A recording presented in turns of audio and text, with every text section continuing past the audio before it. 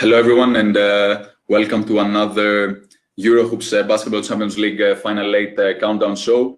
My name is Dionys Arvadinos. I'm from Eurohoops.net, and I'm joined by Alex Madrid from Eurohoops Spain. Hello, Alex. How are you? Thanks for joining us. Hi, Dionys. Really happy to be here. I need you to smile a little bit because we are going to talk about one of the funniest teams in the competition. Yeah. So basically, today it's going to be our fourth show. We're going to talk about San Pablo Burgos. That's why we have you on, Spanish specialist. We're going to also bring Gerard Solé from DAZN, and he's going to give his insights about the team as we do in our everyday show. And then we're going to have on Alex Renfroe from San Pablo Burgos. If you haven't watched our first three shows about the first three teams that we presented, Telecom, AEK, and Nimburg, you can check them out on YouTube or in our Facebook page at Eurohoops.net. And without further ado, let's get into San Pablo Burgos. Alex, your first thoughts about the team? Well, I have to say that probably many people didn't know San Pablo, the team, probably consider them as underdogs in this competition because it was their first experience in Europe in this BCL. But mainly because of his coach, I would consider them contenders for the BCL title. They have a really tough matchup against Hapoel Jerusalem. But they are a really great team. They saw it last season, finishing fourth in the Spanish league, and I think we can consider them contenders for the title. So you would say that they do, in fact, can challenge Hapoel in the quarterfinal, because Hapoel is one of the heavy favorites to win the competition after AEK.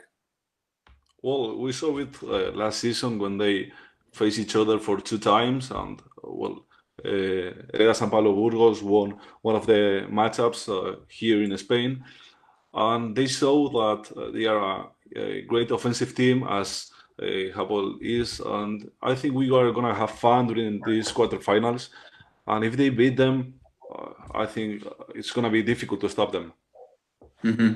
Let's check out some stats, because the team this past season was pretty spectacular on offense.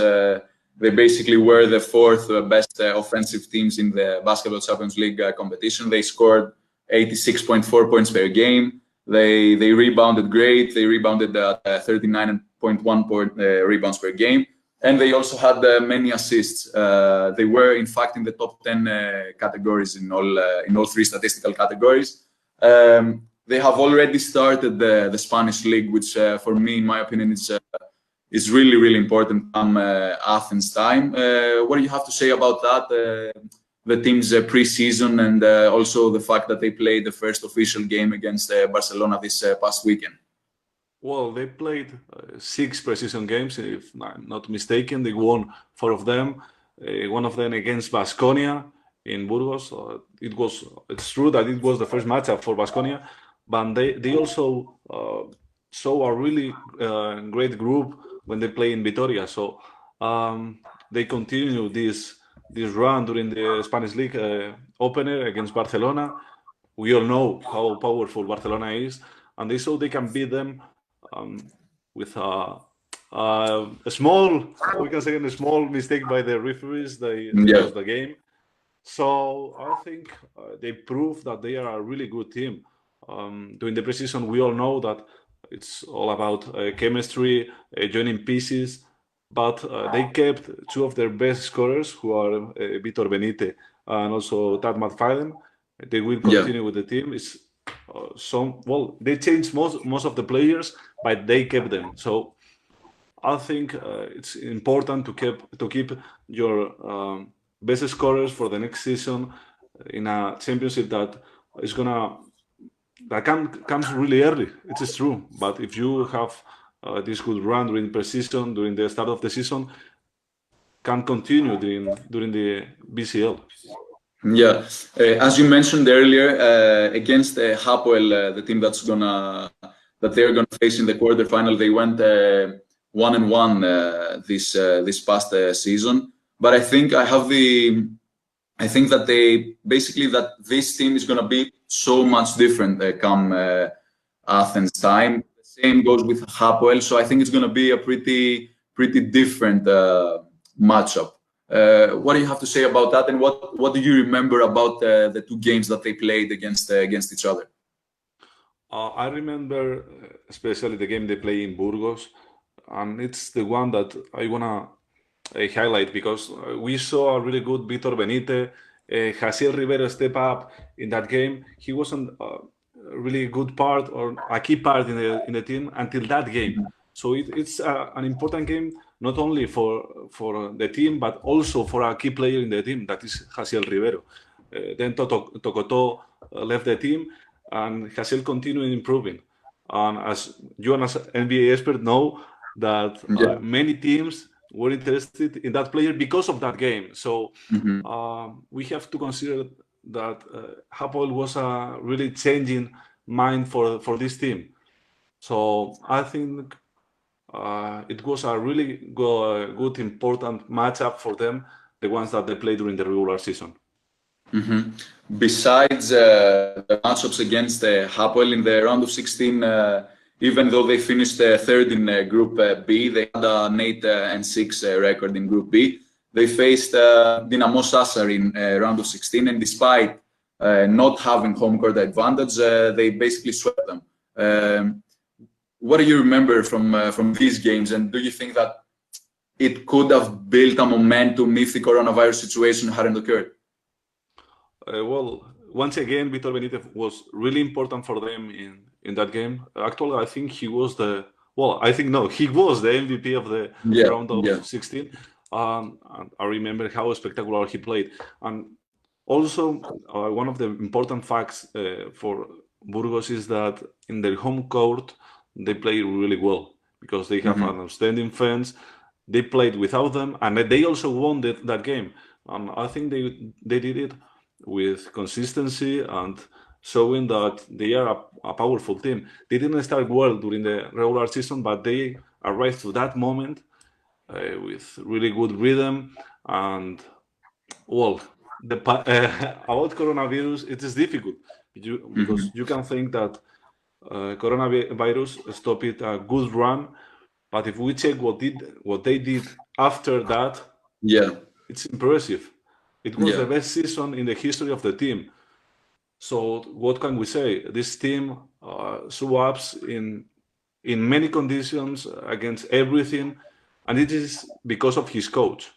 Well, with that, we bring in Gerard Soler from DAZN. Let me put him in. Here he is. Gerard, thank you so much for joining us. Me and Alex here in another Eurohoops Basketball Champions League Final 8 countdown show. We were talking with Alex about the San Pablo Burgos in general, the team, the results that they had this preseason, the game against Barcelona. We didn't get into the players that they signed this off season, the players that they left this off season. What first thoughts, first impressions about the teams this off season? Hello, everybody. Thanks for inviting me. First of all, I was watching all the show, and I have to agree that Burgos is not the underdog on this BCL Final 8. He's a real contender. He's a very difficult team for Hapoel. And if they win that game, they probably will win the championship because it's a team with a lot of experienced guys that have played in EuroLeague, in ACB. So I think they are really a very good team who can win the tournament. And what they did in this summer with all the signings, I think it's very focused, especially in the Final 8, because they have signed some players like Omar Cook, like Alex Renfroe. They resigned Vitor Benite and Thad McFadden just to get an experienced backcourt, but also a talented backcourt to try to win this Final 8. The thing that you said, I was looking at the statistics, the more advanced And I think that this past season, the minutes were distributed, the points were distributed, the scoring, even rebounding. Do you think that that will play a role in Athens when they go against Hapoel, playing everybody for the team and not for their own statistics and etc.? I was in Burgos working for FIBA 2 weeks ago, and what I felt is that there's right now already a great chemistry in the team. Everybody is focused about thinking that this season could be a very special season for them, not because it's his first time in a Final Eight. Just what I think is that they have a lot of very talented players, and the team will play like a team because Renfroe came to Burgos because of the coach Peñarroya. He's very special for him. But they have also signed Dejan Kravic, who was one of the most important players in last ACB season. I think they have adjusted everything. First of all, for the BCL Final 8, and after that, maybe we can see another type of Burgos, maybe another players, but now they are very focused on that. One of the doubts that I had with this team is that they changed most of the core. I think they only kept 5 players, but in the same way, I feel like it's the same team that played last year. It's like they changed the players, but not the team. But it's not like a bet. It's real players because you saw Alex Renfroe last year in EuroLeague. Omar Cook is a very experienced point guard, especially in ACB. So they don't need some time to adjust everything and to create that chemistry because everybody is focused on winning. And I think that's their most important power.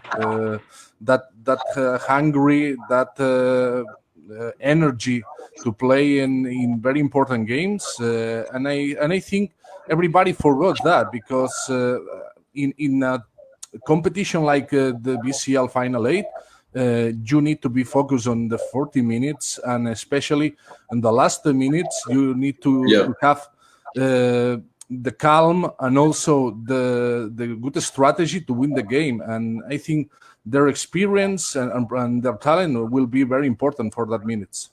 Yeah, after all, it's an elimination game. Anything can happen. We've seen that in multiple occasions in major tournaments.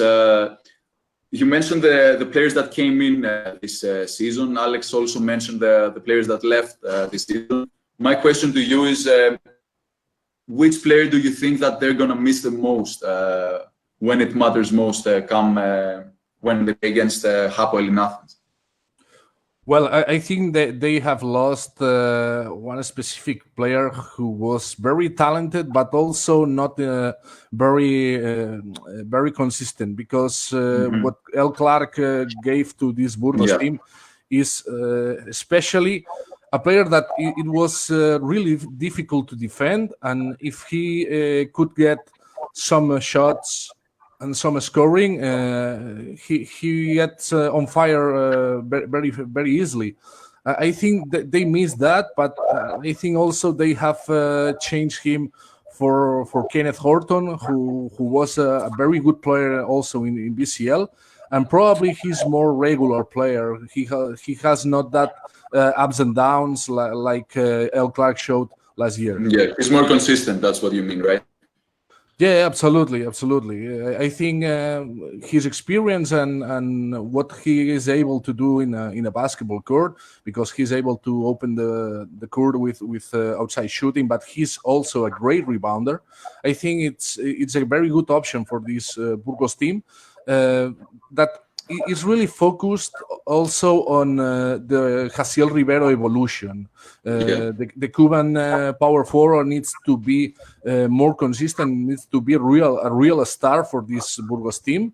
And I think maybe this Final 8 BCL tournament came too early for him. I know Dionysis is kind of afraid of saying his name, so I'll be the one that will ask you about Joan Yeah, Peñarroya. please do. I know Joan Peñarroya is probably, you mentioned players, but probably Joan Peñarroya is the star of this team. Yeah, I agree because I think he made a great job first in Andorra and after that in Manresa with a team that had a lot of problems especially on talent. But after that, what the Peñarroya teams have, especially, is their winning character. They are very fighting during all the game. Probably there's no ups and downs during the season. It's a very stable team, and I think it's another opportunity for them to show that Burgos is not another Spanish team. It's another Spanish team that wants to be something big in Europe, and especially on this final eight. Gerard, you mentioned all the team's strengths. You talked about pretty much everything.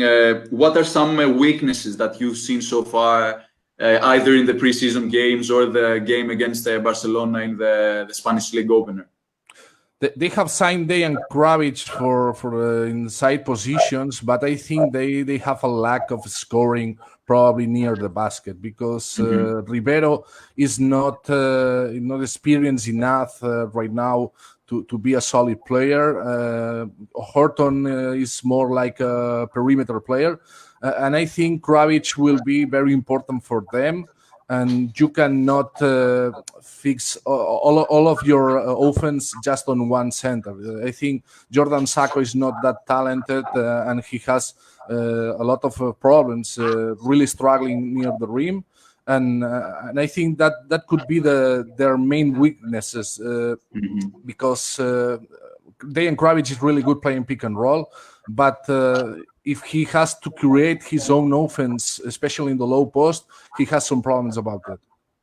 Well, at least Dejan Kravic has experience winning the BCL, so that's a point for Burgos. I want to ask you, Gerard, if you agree with my thoughts, because I think that Burgos has to focus on at least winning, reaching the final.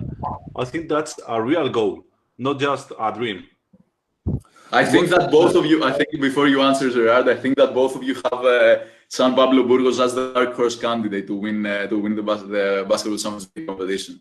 That's what I'm getting from what you're saying.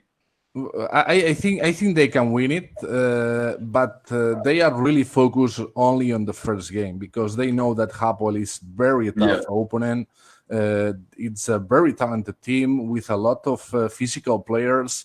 And when I was in Burgos, I have talked with the coach Peñarroya about Hapoel, and he said he was like a nightmare for them because what they are afraid of this Hapoel team is all the inside mobility that the team has, not only with Tayshaun Thomas, also with the resigning of Sulaiman Bremo.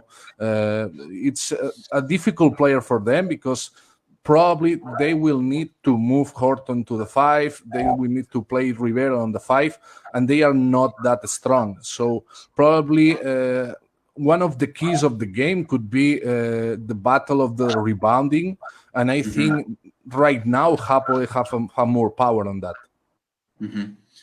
Well, Alex, if you don't have anything else to ask Gerard, I think we can let him go because Alex Renfroe is also waiting for us in order to chat about the team in more detail. Gerard, thank you so much for your insights and that extra information. Thank you so much, and I'll keep watching all the show because I'm really interested about what Alex Renfroe says, especially about his coach Peñarroya. Yeah. Thank you. Thank you so much. Alex, what I want to ask you, the one player that you really want to watch, you really think that he's going to be so interesting to watch in the tournament from Burgos? Well, I talked with Gerard during the end of the Liga Endesa, and we were talking about Jaciel Rivero a lot, and he showed that he was a key player for them.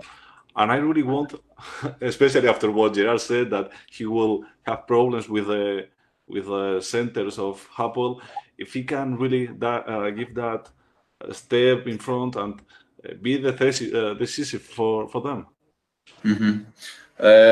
Another thing that I was looking at, you also mentioned, I think they went 3-2 in the preseason. They also will play two more games, two more Spanish League games. We were talking about that off air before they play Hapoel. I think that's also going to be huge for them, given that Hapoel hasn't played an official regular season game for the competition until the final competition in Athens. And with that, I'm bringing Alex Renfroe. He's going to talk about pretty much everything for the upcoming Basketball Champions League. Alex, thank you so much for joining us. Can you hear us?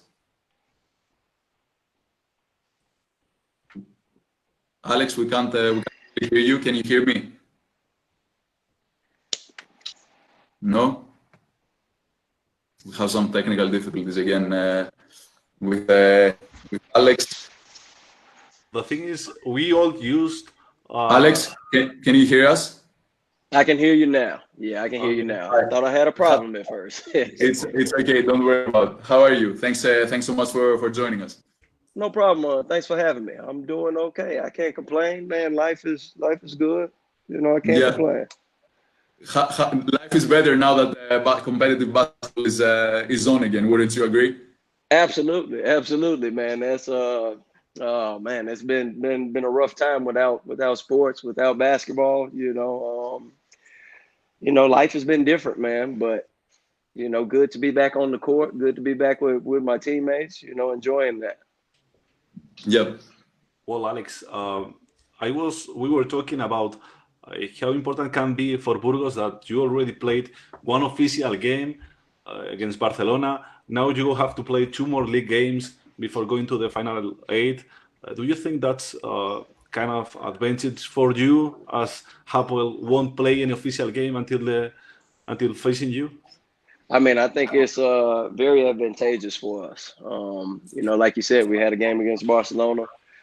We have 2 more games before we come out to Athens. I think that's important, man. Test games are test games, but when it gets official, you get to see exactly what's going on, exactly how your team is going to be, and how everybody's going to perform. You get everybody's best shot, and it's no longer preparation. Those games matter. So, I think it's very advantageous for us to have 3 games, and we lost our first one. Hopefully we can get together 2 wins and get on the right track. Well, you said, excuse me, Dionysius, you said that test game are test game, but I remember the game you played in Vitoria during the preseason, and you never gave up. No, I mean, test games are test games. You're trying to give your best. You're trying to give your best. You're always trying to win. Always trying to be competitive, but for me, I would say there are a few things that test games may not have compared to official games. I think everyone's playing hard, but I think everyone's trying to get healthy. Everyone's trying to stay healthy. Everyone's trying to build some kind of rhythm for the official games. I think those, you say like a ball going out of bounds in a test game, you might let that go. Opposed to an official game, it's like, man, that's a very important ball. You need that ball, so you may put your body on the line for that. So I think there's just some small differences in those test games that a little bit different from the official games, but those are also important still, though. You're building chemistry.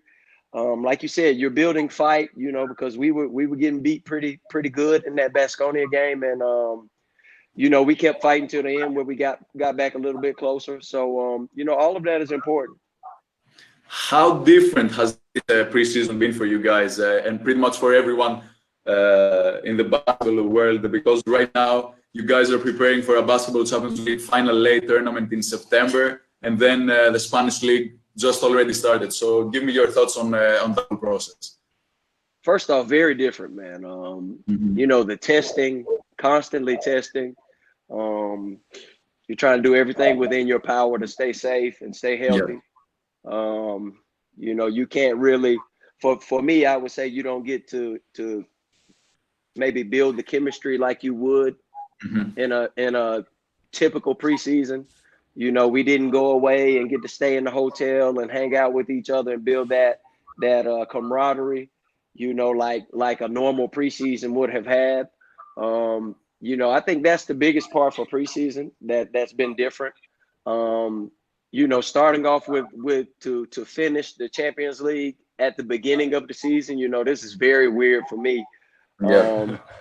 I've never experienced something like that where, you know, you can end the year. I mean, you can begin the year with the championship from last year. You know, it's gonna be kind of weird, but you know, I think it's just different, man. Just a different feeling for everything.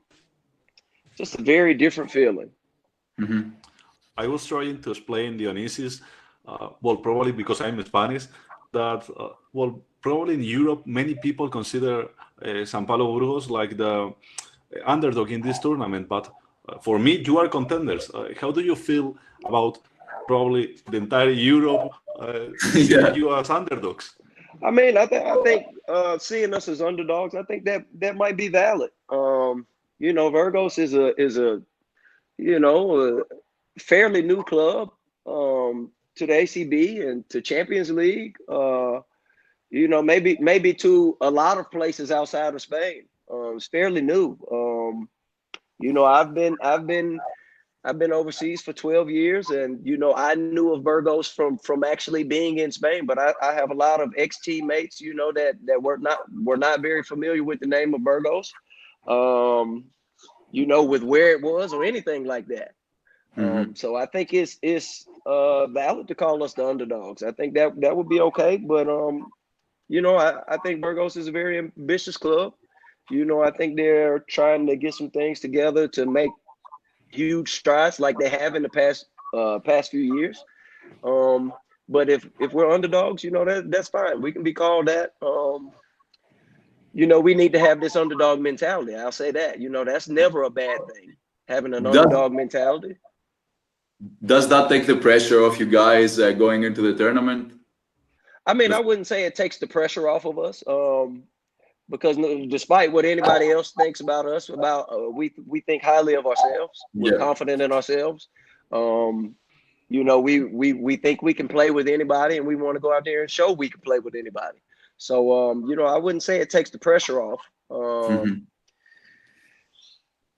You know, I wouldn't say that at all. But, you know, like I said, for us, we have to perform, man. We have to perform. We have to show that, you know, we're not the underdogs, that we are contenders. And I think we're looking forward to that challenge. In the quarterfinal, you're playing against, on paper at least, one of the best regular season teams of last season, this season, I don't know how you want to call it, in Hapoel Jerusalem. Even though you weren't on the team last year, you guys, your teammates at least, went 1-1 against them. We were talking about that earlier. But what have your teammates told you about Hapoel? Have you watched any tape on them? What do you expect coming in the tournament? I can be honest with you and tell you that we haven't made it that far yet. Like I said, we have some things that we need to fix amongst ourselves. You know, we need to build more chemistry. We need to get on the right page, get the right rhythm, figure out exactly, you know, what to expect from each other and how to hold each other accountable. You know, this is where we are right now. Like, you know, we played Barcelona. We prepared for Barcelona. Then we have Gran Canaria coming up on Friday. You know, we're trying to take it day by day. The days that aren't right before the game, you know, we're trying to figure out ourselves and, you know, prepare ourselves for to be able to approach the game the right way. So, you know, we will prepare for Jerusalem when we finish these next two games, man. We have two very important games that we need wins and we can't afford to overlook. So like I said, right now our focus is kind of us, you know, and what we can do to be better every day and how we can come together and how we can establish some kind of rhythm.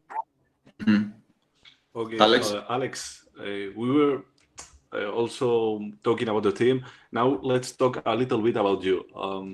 I have to say that we interviewed Albano Martinez, the GM of Burgos, during this summer, and he told us, you were already in the team, he told us that you will be one of the key parts of this squad. I wanted to ask you if this was a key part to sign a deal with Burgos. I think when I was coming here, I didn't have that talk. I didn't know. I think the biggest thing was for me was, I love playing in the ACB. I love playing in Spain. My family feels comfortable here, and the coach was a major thing for me. I was with Coach before, and we had a good relation. We had a great relationship. I like everything that he does. I like the way he approaches the games. He's very direct. For me, being direct and very forward, that's very important for me. So I think those were two huge reasons as to why I came to Burgos. It wasn't necessarily my role in the team. I was just happy to be a part of this team and back in Spain and playing for someone I'm familiar with and I feel good with. So we can say that Joan Peñarroya is the reason why Alex Renfroe is back in Spain. Yeah, you could say that. You could say that. You could say that. And being able to be on an ambitious team like Burgos, I'm happy to be here. I've watched them for the past few years, watch what they're doing. The way they're taking steps, towards the future. I'm happy to be a part of this and what's going on here, and I hope that that I can show my appreciation, basically. Yeah, the team this offseason was pretty busy. They signed you. They signed, I think, 5 or 6 other guys. What do you have to say about your new teammates? Do you have any expectations from them for this season? Oh, very high expectations. Very high expectations, man. I think we can be very special. But what I think, it doesn't matter if we don't come out and perform daily. Yeah. And push each other to be better. I think we have a very balanced squad. I think we're deep. I think we have a lot of experience. I think we can be special. I think the potential's there. But the potential doesn't matter. We have to come out and show that every day. Every time we lace them up, we have to show that. And but I think that is that's our goal, man. Our goal is that, of course, to be the best you can be. It's easy for me to say that, but a realistic goal is to be a good team, to be a very good team. And like I said, we have to establish that from the beginning and kind of keep building day by day, game by game. You told us that the team is kind of balanced and also that you have experience. Well, if we check your squad, we can see that I think the average is 28 years old, what is quite old, right? Right. But I think that's also a key part for championships, especially this short, because you have only 3 games to win championship. How important is going to be that experience in a short tournament? Very, very, very important. A lot of us are very familiar with each other from playing against each other over the years, being around each other, being on the court, matching up against each other. So I think that being familiar with each other, I think that makes it very easy for all of us. The experience is that, we know our roles, we know what we're good at and what we've been doing over the years. And I think it's very easy to adjust to your teammates when they know exactly what they want to do and where their strengths lie. I think that makes it very easy for all of us to get on the same page and figure out, how we fit as a puzzle, as puzzle pieces together. So I think that's going to be very important for us going forward, our experience.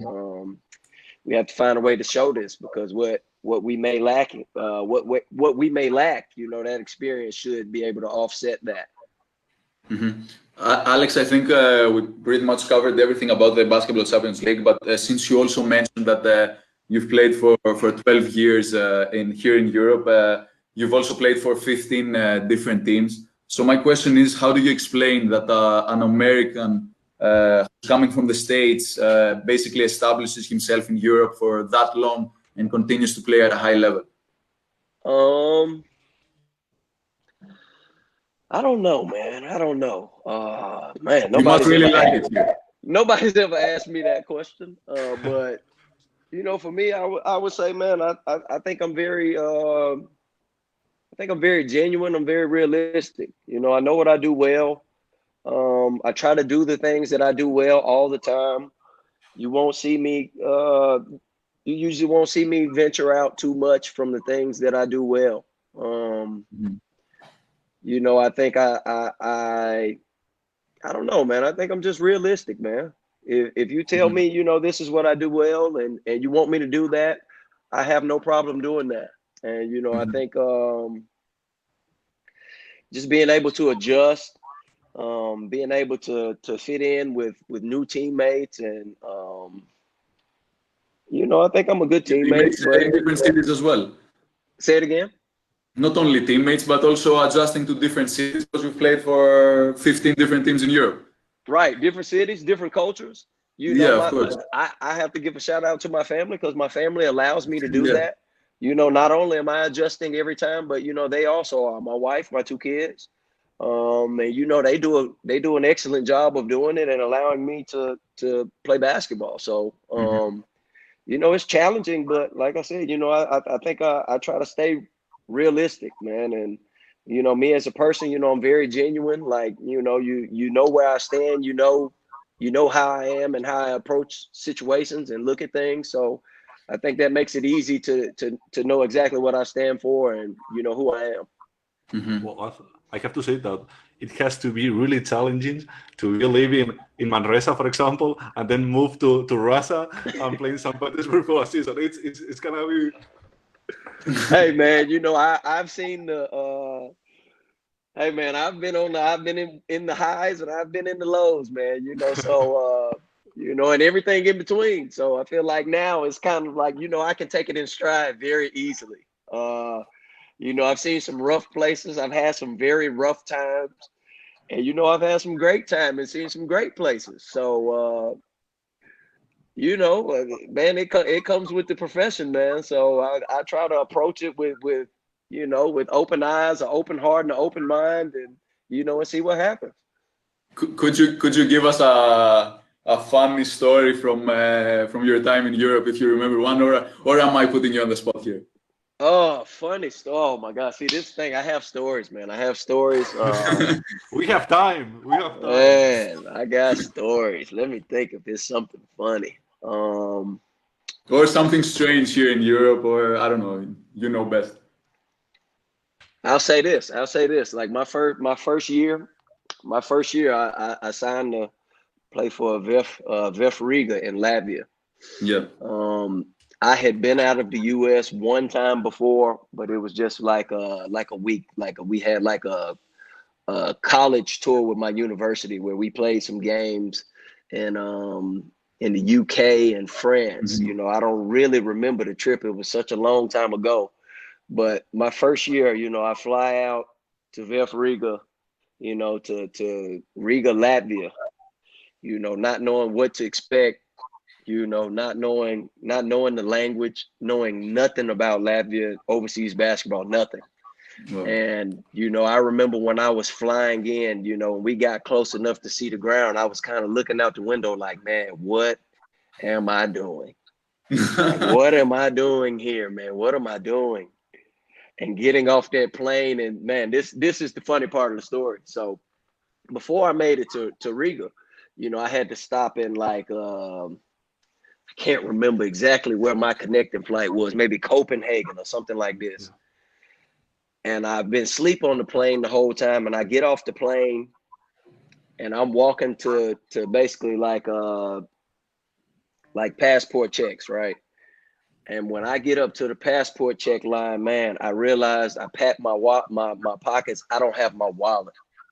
My wallet has fallen out of my pocket in the plane. And you know, I try to go back and they say, oh, you can't go back this way. You know, you can't go back this way. I don't know what to tell you. You know, the person that was that I found that could speak English to me. They, I don't know what to tell you. Luckily for me, man, I ran into another American, a Black American. His name was Thomas Jackson. I'll never forget it. Thomas Jackson. I ran into Thomas Jackson. He saw me. I guess I looked frantic. I don't know. But he approached me like, "Hey man, how you doing? What's going on?" Like, "Hey man, this is my first year overseas. I'm coming from Nashville, Tennessee, man. I dropped my wallet in the plane. I said, I'm screwed. I don't know what I'm gonna do." Man, and he just took me under his wing. Hey man, he said, "Look, man, we'll get your wallet, man. Get through this passport check, man. We'll go in here, we'll figure it out." Like, man, he walks me. We walk around for a second. We find basically another airline booth that I flew with. And, he did all the talking. "Hey, my friend here, he dropped his wallet. He doesn't have any money. He dropped his wallet. Can you help him out?" And, they make some phone calls. "Okay, we found the wallet." Man, the guy that's working with the airlines, he's bringing my wallet. He's walking through the airport. He has my wallet in his hands, and all of my cash is like sticking out of the top of my wallet, all of my cards. And, he hands me this wallet and I can see it. It's full of cash. And it's like, man, I look at this guy, man, I just give him a big hug. I give him a big hug. It's like, man, you saved my life, man. Like, I don't know what I was going to do. Me and Thomas Jackson, like we've been keeping in touch on Facebook only because of that situation. And I appreciated him so much. That was my first experience. With overseas basketball. Thomas Jackson, and that guy saved my life. He deserves free tickets for your games, man, forever, man, forever, man. I see Thomas Jackson on Facebook, man. I follow him and his family, man. I always like his statuses and stuff, man. I'm gonna send him a message after this. Make sure he knows I still have crazy love for him. Of course. And then one last question before we let you go, because you've stayed overtime. We appreciate you, by the way. How would you describe European basketball to your American friends that have never witnessed? Even though I'm imagining that because of you, they have watched probably some of your games. I tell them it's like college basketball. I tell them it's very similar to college basketball.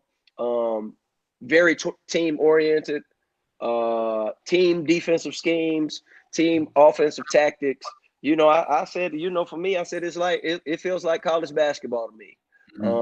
I would say advanced college basketball where you're getting paid to do it and you're in a different city. And you may not be with the team for 4 years or 2 years or whatever. It may be year by year, but very similar to college basketball.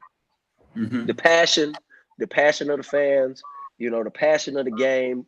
Well, especially in Burgos. You didn't experience it yet? Hey, I can't wait, man.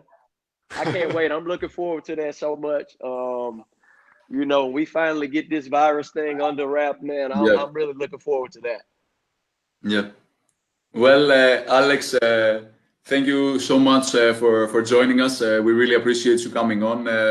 Let me wish you good luck in the upcoming tournament in Athens, and I guess we'll see you then. Perfect, man. Thank you for having me, man. I appreciate it. And thank you for the good luck, man. We're going to need it, but we're ready to fight. We're looking forward to it. So I appreciate it. Yeah, absolutely. Take care. All right. Take care. You guys be safe, man. You too. Thank you. Well, he's a great guy. We have to say it. Yeah. And I'm sure if Joan Peñarroya watches this interview, I'm sure he will have like 10 more minutes this Friday, because he said that he's the reason why he came to Burgos. So that's huge. Yeah, and besides, I think that he has some more stories to share. Yeah, for sure. Maybe in a future interview we'll do only a podcast or something about Alex's experience. We can give him like a small part of Eurohoops to talk about everything he wants. Yeah, of course. He's more than welcome. Alex, I don't know if you have anything else to add about San Pablo Burgos, the team.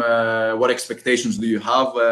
Even though I think you made your expectations and predictions very clear when we talked about the team with Gerard. Do you have anything else to say about? Just that I wish them luck, because they deserve it. They proved for a long time that this city. This team is built to win championships, and maybe BCL is the first one of them. Well, I guess we'll see in approximately 10 days. Alex, thank you so much for joining me in our fourth live show here at Europe. Thank you, Dionysis. I really had fun. Yeah, me too. If you guys want to watch this episode again, it will be later on our YouTube channel at Europe. And if you want to check us out on Facebook and Twitter, you can check us out at Eurohoops.net. I was your host, Dionysis Arvadinos. I was joined by my dear friend Alex Madrid from Eurohoops Spain. And until tomorrow, be safe, everyone, and have a good night.